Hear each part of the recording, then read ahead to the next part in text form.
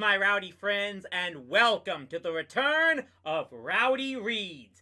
And even though we are no longer doing this as part of a live stream series, the intent of this is still the same. It is our hope to introduce people to obscure and... Greetings, my rowdy friends, and welcome to the return of Rowdy Reads. And even though this is no longer part of a running live stream series, our intent with this series is still clear. To help encourage people into reading more often and finding books they might not have known about. Our primary intent, we will be mostly looking at books that we believe to no longer be in print and probably have not been released in a large number of years, in hopes that our viewers / listeners will take it upon themselves to try and dig up these lost works and check them out for themselves. And definitely in that category is the Worlds of Power book series. For those not aware, back in the early 90s, Seth Godin commissioned a number of ghostwriters, all of them operating under the pen name of FX9, to craft a series of books directly based off of popular classic Nintendo video games of the time. Now, it is my belief that Nintendo itself never gave official authorization for these books, but they did attempt, but Godin and Company did obtain permission from the game developers themselves, which is how these came to be. Now, I've read a few of these books in this series. There's ones based on Ninja Gaiden, Mega Man 2, Simon's Quest, but one such book that I have never read before, until now, until the start of this series, is the one based on Metal Gear. And yes, this of course is the Metal Gear game made directly for the original 8-bit Nintendo Entertainment System. So, yeah, there might be some liberties taken with the original game developed in Japan, but this book itself probably takes some liberties with the NES game as well. So, at any rate, how much in common will this story have with either of the games? Let's find out. This is the unofficial novelization of Metal Gear.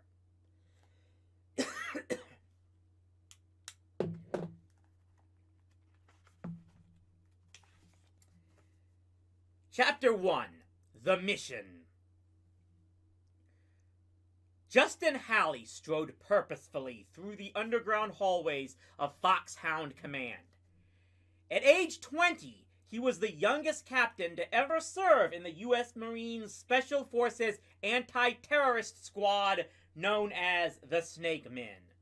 His code name? Solid Snake.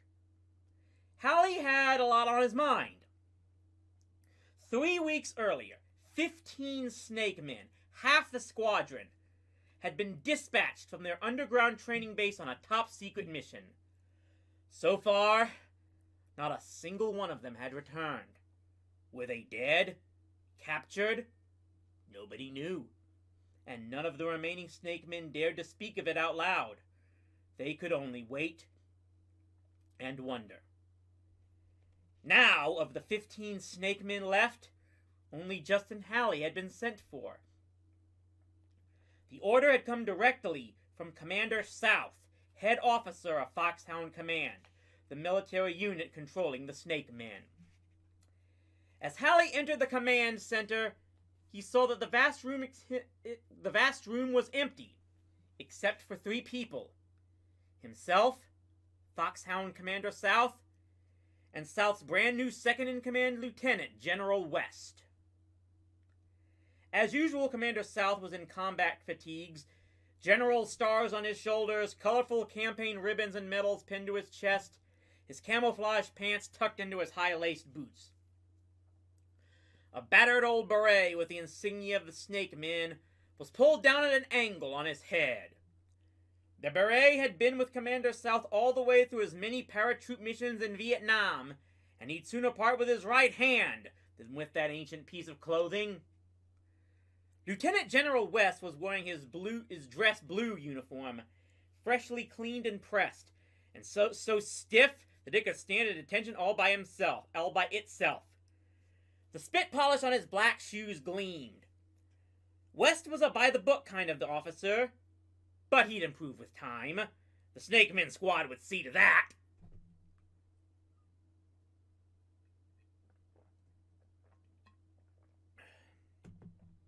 Solid Snake, we have a special mission for you, South told Hallie, who stood straight and tall before him at attention, his dark blue eyes front. But it's voluntary, Captain Hallie. You don't have to go. It may very well cost you your life. In fact, the chances are 10,000 to 1 against you.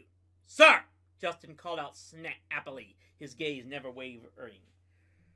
Have you heard of Dr. Ivan Petrovich? Dr. Petrovich? The astrophysicist and nuclear scientist who defected to our side from the Soviet Union 6 years ago? Yes, sir. That's the man.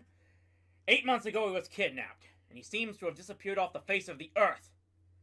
We expected to hear that one terrorist group or another was claiming credit for his capture and was holding him hostage, but no word came. We didn't know if he was dead or alive. Now we believe that he is, in fact, alive, but a prisoner. For some months now, our intelligence forces have been picking up random clues. We thought at first those clues were unconnected. But when we put them all together over a period of time, they began to point to a strong possibility. Now we're fairly certain that Dr. Petrovich is alive and is hidden in the secret base of Colonel Vermin Katafi's, a base called Outer Haven. Hallie's eyes flickered, but he said nothing. No junior officer, not even one of the Snake Men, would dare to offer a comment to his commander unless asked to do so. But his pulse raced with excitement. Colonel Vermin Katafi, the single most feared terrorist on the planet. A psychopath bent on dominating the world, his nature so cruel as to verge on insanity. He was a total paranoid, his deeds those of a madman. Colonel Katafi was dictator for life of his small but incredibly wealthy and savage desert country, Noria. Katafi's sole purpose in life was to bring the democratic nations to their knees. His terrorist actions were hideous, violent, always unexpected, and always effective, because they struck fear into the hearts of world leaders. Katafi bombed civilian aircraft, killed innocent people, took non-combatants hostage, and tortured them without mercy. A mission against Katafi. Hallie felt his heart swell with eagerness. Also, here was a chance to rescue his buddies, the lost Snake Men. Commander South continued. We now believe we located the secret base. Satellite reconnaissance of a distant jungle has revealed an unfamiliar complex of buildings. Not in Noria, but somewhere else. I'm not authorized to share that information with you. It's got the highest possible secrecy classification. I can only tell you, it's impossible to conceal a compound of that size and fortification in a desert country. So they went to the jungle instead. Computer scans of the satellite photographs show a huge base, larger than anything we've dealt with before, heavily protected, and made up of a number of buildings. Hallie, it's our belief that this compound is Outer Haven, and Dr. Petrovich is held prisoner somewhere in there. 2 weeks ago, Dr. Petrovich's daughter Ellen disappeared. Witnesses tell us that she was snatched from her college campus as she was leaving her dorm. 3 masked men carrying automatic weapons jumped out of a long black limo with phony license plates, forced her inside, and took off at 80 miles an hour. We now believe that Dr. Petrovich didn't give in under torture. Now we're afraid that top secret nuclear information may have been taken from him, because they're holding his only daughter prisoner, threatening to kill or torture her. But that's not all. There's something else, Hallie. Something even more terrifying. Something that has us really worried.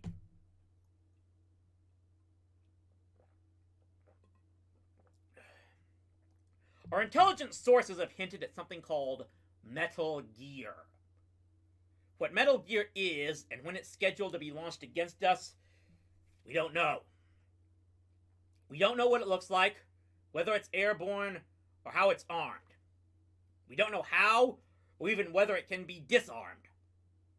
We presume it's controlled by some hidden supercomputer, and that it carries a nuclear payload.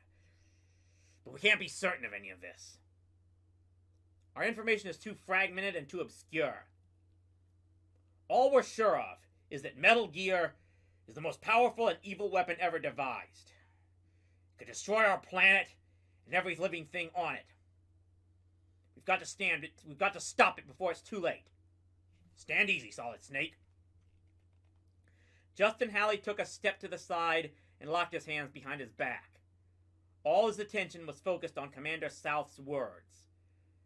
3 weeks ago, we parachuted half our Snakeman squad into the jungle, hoping they could infiltrate Katafi's hidden base and rescue Dr. Petrovich, or at least bring us back useful data on Outer Haven and Metal Gear. There's not a single one of them has come back. They may be all dead. There's some chance that one or more Snakemen may be held as prisoners. Our information on that is very scanty, I'm sorry to say. We can only hope that at least some of our men is still alive. Hallie's skin prickled in anger and revulsion at the thought of his friends. Good men. Perhaps dead, or even worse, alive and under torture. No flicker of emotion showed on his face. Only the strong muscle in his jaw clenched tight. Understand me, Captain Hallie. This will be your first solo mission, but there's a very good chance it may be your last one. Beyond doubt, it's a suicide mission. We want you to locate Outer Haven, then search for and destroy Metal Gear. Destroy Metal Gear? A solo mission against overwhelming odds? Justin Hallie's neck hairs prickled at the idea of it, and the excitement made the red blood rush through his veins.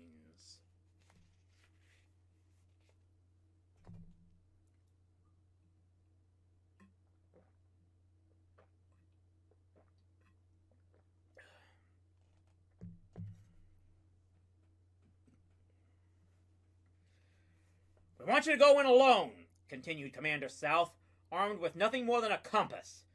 If you try to break in fully armed, you'll be slowed down. You won't last 5 minutes.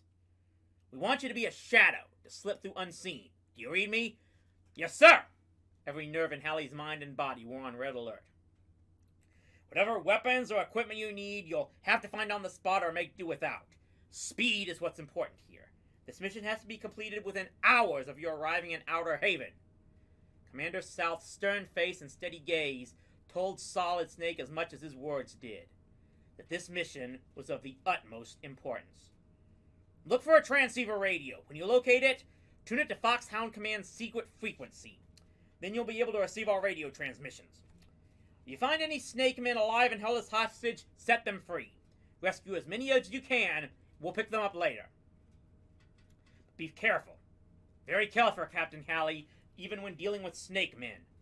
Don't take anybody's word or anything at face value. Some of the snake men may have broken under torture and turned double agent. You won't know for sure which one of them you can trust.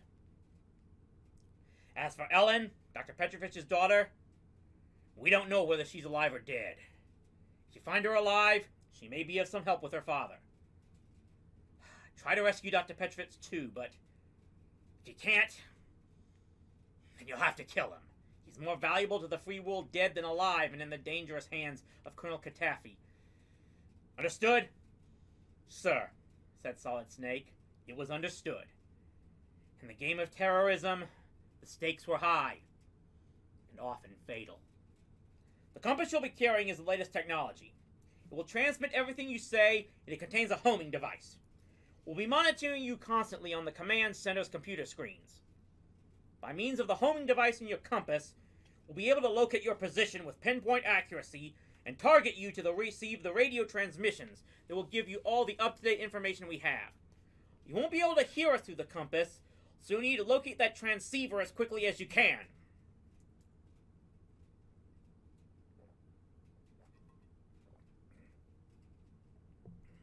As you penetrate the base, the radio broadcast will help you as much as we can.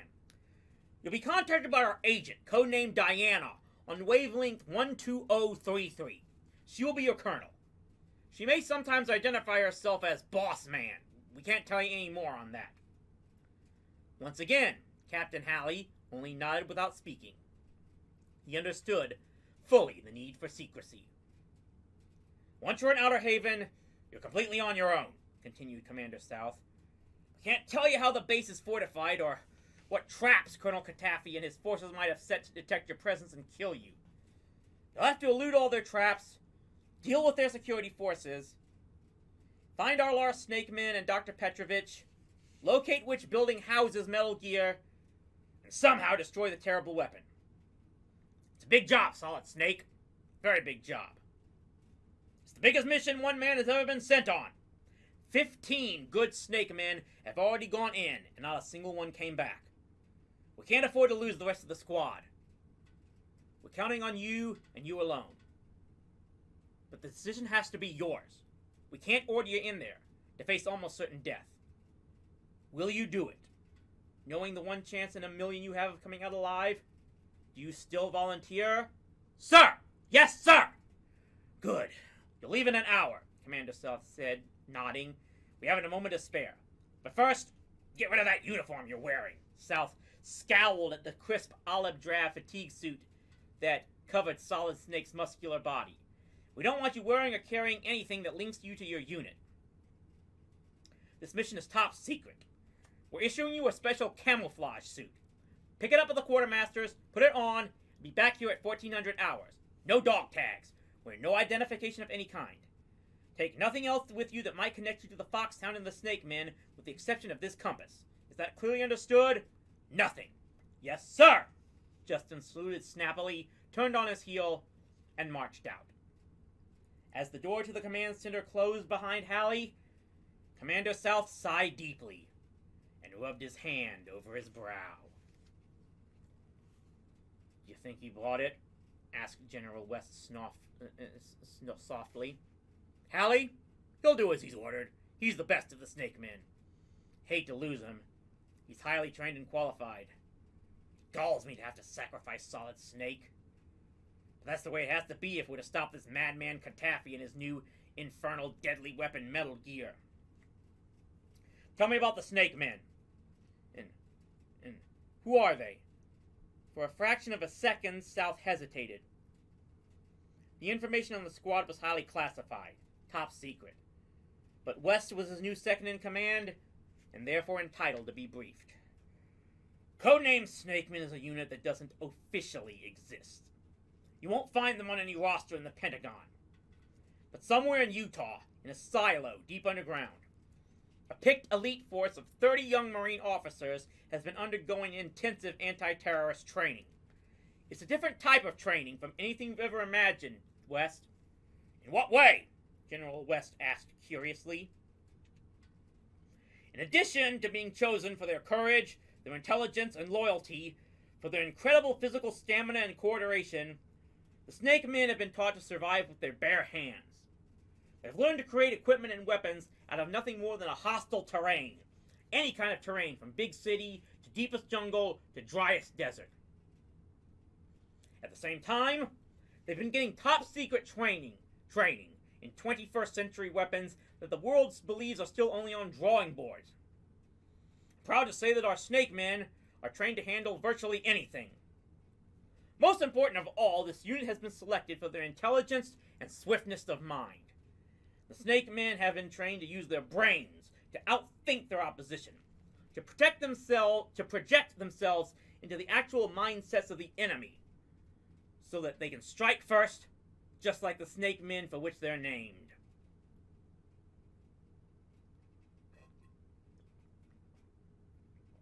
Snake men use their brains before their guns in any situation, even when it threatens their own lives. Yet, they obey without thought or question the orders of their superior officers. In a world filled with warfare and terrorism, where space-age technology has made the destruction of the Earth more than a possibility, the Snake Men have chosen to be saviors. And Halley? As I said, Justin Halley is the best of the Snake Men. He'll be almost impossible to replace, but we have no choice. Metal Gear is the most serious threat to democracy we've ever been up against. It's a weapon of unlimited potential for destruction. The future of the free world depends on our finding it and destroying it. If you're going to use Solid Snake as a diversion device, then why did you give him the compass? Prompted West. It's a phony. It's just an ordinary government-issued compass, nothing special about it. It's just something for Halley to hang on to. But we'll definitely be tracking him. The real homing device is a microscopic electronic unit sewn into the left sleeve of his new camouflage suit. That way, Jennifer can pinpoint him for the radio transmission. Jennifer? You told Halley Diana will be transmitting over the radio. Commander South chewed at his lip. Jennifer will also be transmitting, but Solid Snake won't actually pick up her signals because she'll be on a different frequency. He'll get Diana's instead, and she'll lead him around with false clues for as long as possible, so that we could buy a little more time to set up the real raid. So Halley is to be used as nothing more than a decoy? General West looked puzzled. I'm afraid so. We're sending him in to create a diversion, a smokescreen. Then the real attack by the full forces of Foxhound Command can take Colonel Katafi by surprise, catch him off guard, defeat Metal Gear, defeat him, disarm Metal Gear, save as many of our Snake Men as are still alive, and rescue Dr. Petrovich and his daughter. The commander smiled very sadly, and West could see the pain in his eyes. It was obvious that Commander South hated the deception he'd been forced to practice on his Marine captain, Justin Halley. Captain Halley, Solid Snake, is brave and loyal, logical and quick thinking. Of all the Snake Men we have left, he'll buy us the most time. So what you're saying is that Captain Halley is expendable? Asked West. Commander South sighed hopelessly. Worse than that. He's disposable.